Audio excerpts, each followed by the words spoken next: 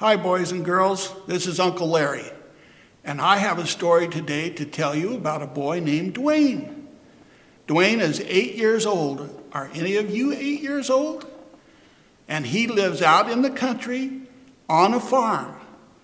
And he goes to school in a one-room schoolhouse. How would you like to do that? 12 students, that's not very many, is it? And one teacher and 8 grades, a one-room schoolhouse. And he loved that one-room schoolhouse.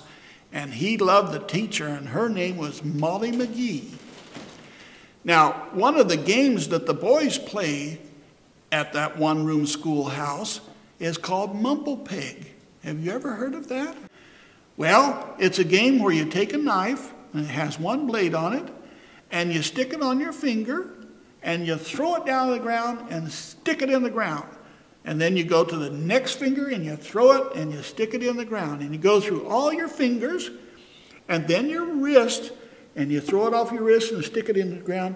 And then your elbow, and you throw it off and stick it on the ground. And whoever does the elbow first is the winner. And the loser, they had a 1-inch wooden peg, and they would pound it into the ground for however many times you were behind. So when the winner won off of the elbow and you were only on the finger here, then you were 1, 2, you were 3 steps behind, and they'd take this little wooden peg and pound it in the ground 3 times real hard. And then you had to get it out with your mouth. And Duane did not like the taste of dirt. And Duane, of course, he was the youngest boy in school, and he didn't know how to throw a knife as good as the older boys, and so he usually lost, and he had to pull that out, and he didn't like the taste of dirt at all. Well, one day after school, he went home, and he got to thinking about playing that game of Mumble Pig. And he thought, I wish there was some way that I could do that where I wouldn't lose so much. And he got to thinking, and he got to thinking, boy, if I had a knife that had a blade at each end, then no matter which way I threw it, it would stick. And where would I get a knife like that? His knife only had one blade in it. Well, he got to thinking about his dad.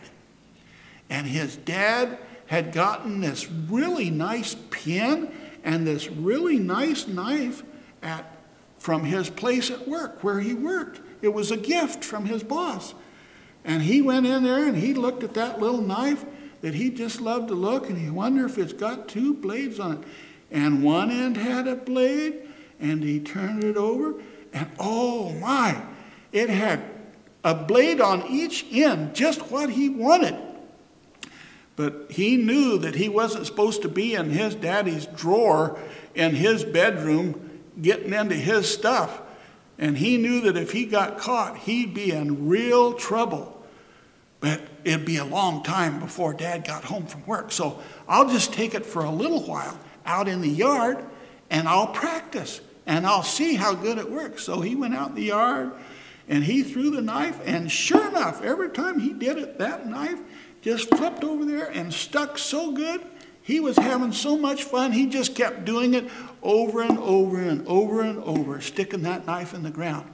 Well, one time when he did it like that, the knife, he couldn't find it. He couldn't see it in the grass.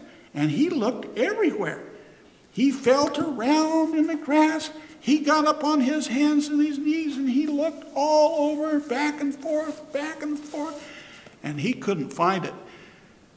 Well, Duane was getting scared now, because if he couldn't find that knife and get it back in where it was, and his dad came home and found the knife missing, he knew that his dad would come looking for him, and he'd get a whipping, and he didn't want a whipping.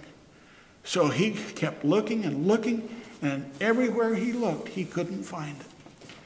So he remembered long time ago how his mommy had told him that when you're in trouble, if you'll ask Jesus to help you, maybe he'll help you.